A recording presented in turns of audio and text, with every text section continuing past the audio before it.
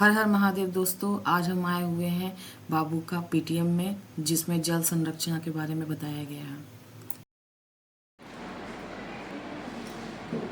गर्मी के शब्द हो जाती है शुरू एक और कहानी। प्यासे लोग तरसते हैं और मिलता नहीं है पानी। आओ मिलकर हम सबको बांटे ज्ञान। पानी की हर बूंद का हम सब करें सम्मान। बढ़ेंगे कदम बढ़ाने से पानी बचेगा बचाने से। पानी एक अनमोल रत्न है, पानी जीवनदायी। इस अमृत को आप बचाओ, नहीं गवाओ भाई। क्योंकि बढ़ेंगे कदम बढ़ाने से पानी बचेगा बचाने से। धन्यवाद।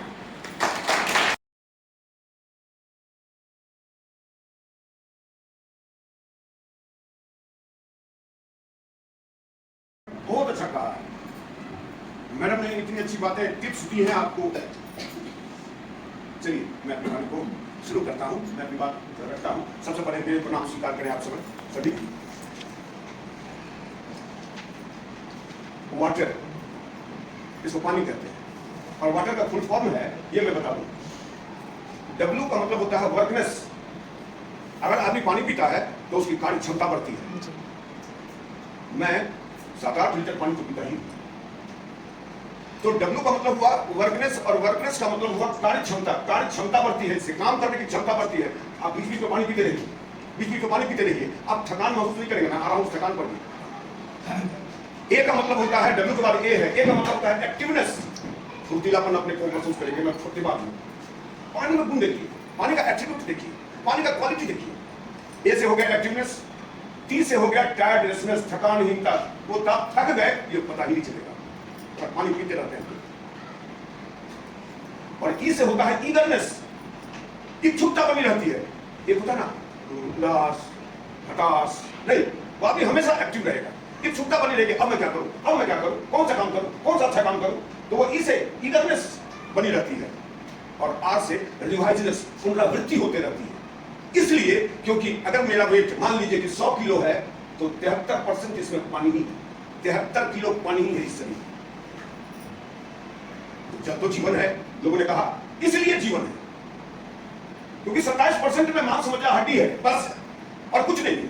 73% के शरीर में पानी ही पानी है, और पानी पानी मांगता है कि हमको 73% होना चाहिए। उससे कम होगा तो तुमको प्यास का संकेत दे देंगे, बहुत कम हो जाएगा तो तुमको बेहोश कर देंगे। ये था वाटर का फुल फॉर्म। और वाटर के लिए, पानी के लिए एक बात मैं और बता दूं, मैं कोई टिप्स नहीं दूंगा, क्योंकि ये लोगों ने इतना टिप्स दे दिया है कि मेरे लिए कुछ नहीं छोड़ा।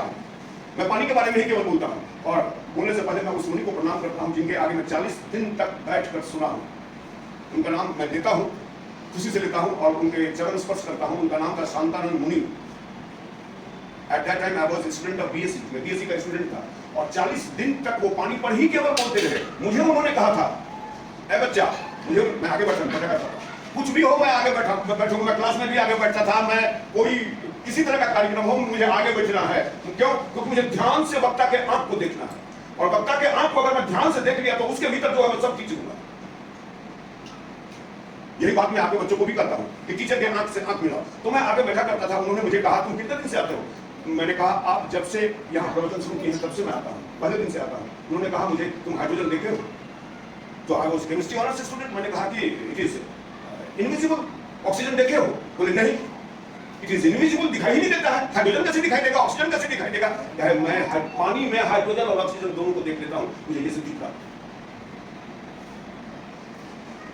ये बनता है हाइड्रोजन और ऑक्सीजन से, ये सारे वैज्ञानिक जानते हैं।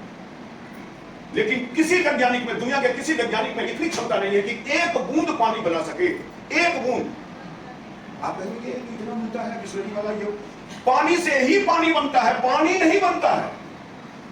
इसीलिए जल संरक्षण की बात होती है। 1893 में केवेंडिश नाम का एक वैज्ञानिक था। वो हेलीकॉप्टर पर बैठा और 8,753 ऊंचाई पर गया, और वहां हाथ बाहर निकालकर हाइड्रोजन और ऑक्सीजन को मिलाया तो एक बूंद पानी बना। तो लोगों ने कहा पानी तो बन सकता है, केवेंडिश ने तो बना लिया। तो कैबिनेटिस्ट ने कहा कि that critical temperature and pressure can not be attend on the earth. जमीन पर वो क्रिटिकल टेम्परेचर और वो प्रेशर जो इतना ऊपर था वो यहाँ नहीं हो सकता है, इसलिए पानी नहीं बन सकता है। जब पानी नहीं बन सकता है, कुदरत के इस अनमोल रत्न को बर्बाद करने का अधिकार हमको कौन दिया? हम सोचते नहीं है। सर ने बड़ी अच्छी बात कही कि इस पर सारे लोग बोल सकते हैं, सारे लोग लिख सकते हैं, लेकिन to what extent we have implemented in ourselves?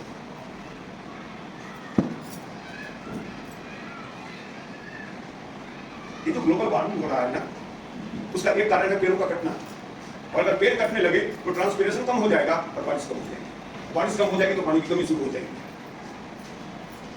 ये भी आप सबक ले लीजिए कि हम जहां भी हों वहां कोई ना कोई पौधा जरूर लगाएं, पौधा लगाएं, क्योंकि हम रहेंगे कहाँ? इसीलिए पेड़ काट रहे हैं, अपनी सुविधा के लिए, अपने स्वार्थ के लिए हम पेड़ों को काट रहे हैं। और जबकि वो जीवन है, वो हमको ऑक्सीजन देता है, पेड़ ऑक्सीजन देता है, उसी को लेकर हम जिंदा हैं। और हम उसको कार्बन डाइऑक्साइड देते हैं, उसको लेकर वो जिंदा है और वो खाना बनाता है। मैंने एक बार क्लास में खाना बनाने से याद आया, जितनी भी महिलाएं हैं यहाँ बैठी हुई, आप लोग खाना बनाती हैं? सच में बोलिए। अंतिम बार पूछ रहा हूँ, खाना बनाती हैं? आप कोई खाना नहीं बनाती है, खाना पौधा बनाता है, आप पकाती है। खाना मेरी माँ भी नहीं बनाई। खाना बनाने का काम तो पौधों का है। आप एक बैगन बना सकती है, बोलिए तो? हाँ, बैगन बाजार से खरीद के ला के सब्जी बना सकती है, तो आप पकाती है, आप बनाती नहीं है। बनाने का काम पौधों का है, एक पौधा जरूर लगाइए, ठीक? और लोग कहते हैं आंखों में पानी रखो जरूर, इसका मतलब समझते हैं सब लोग। ये थोड़ा सा आपके हृदय को छूने के लिए बात कही है, आंखों में पानी होना बहुत जरूरी है। कोई अगर आपके लिए इतना किया है तो आप इतना करने की कोशिश करिए। कोई इतना मदद किया है, इतना भी नाखून बड़ी मदद किया है, तो हम इतना जरूर करें। ये हमारा कर्तव्य नहीं, ये हमारा धर्म होना चाहिए। तो आंखों से पानी ना जाए। और वो आंसू जो है, वो जो पानी निकलता है, वो पानी नहीं है, वो आह है। और आह लोहे को भी गला सकता है। इसीलिए अपनी वाणी और कर्म से किसी का दिल मत दुखाइए। अपनी वाणी से और कर्म से किसी का दिल मत दुखाइएगा, क्योंकि अपना किया ही लौट कर आता है, आप सब जानते हैं।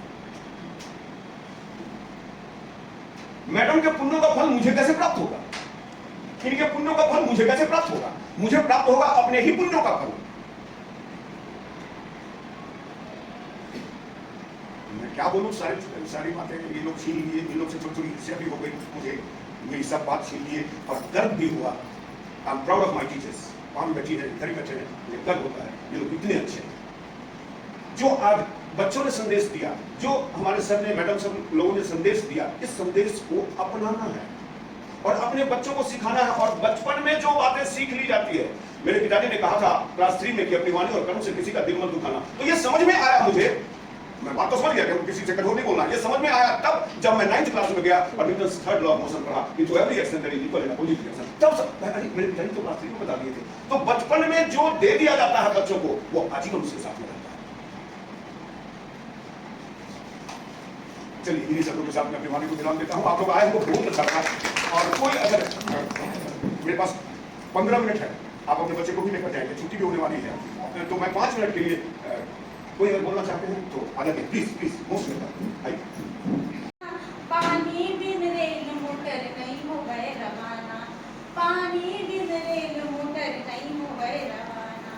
पानी ले तरिया है, पानी ले नदिया है, पानी ले तरिया है, पानी ले नदिया है, पानी ले खटबरा कुछ कटार मोरी भैया, पानी ले जिंदगी के आधार, पानी है जिंदगी के आधार मोरे भैया, पानी है जिंदगी के आधार। पानी ले खेत खार फसल